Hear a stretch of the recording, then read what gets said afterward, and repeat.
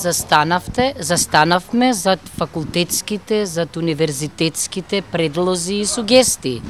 Веќе прочита колешката дека за време на дебатите на факултетите не чувме ние ниту не само аргументи против, туку ни несогласувања.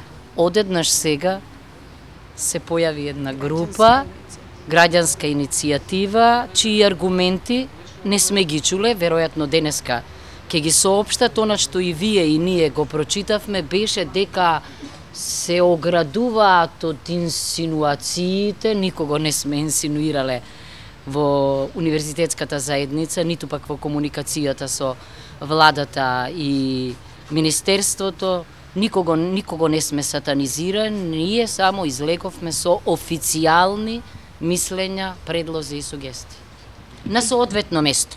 Оваа тактика раздели па влада не е нешто ново, мислам, ова се повторува, веројатно очекувавте дека ќе има нешто контра на ова вашето.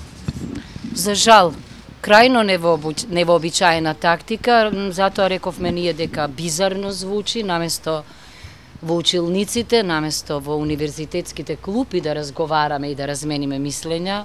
За сите беше отворена расправата пред да се испратат мислењата.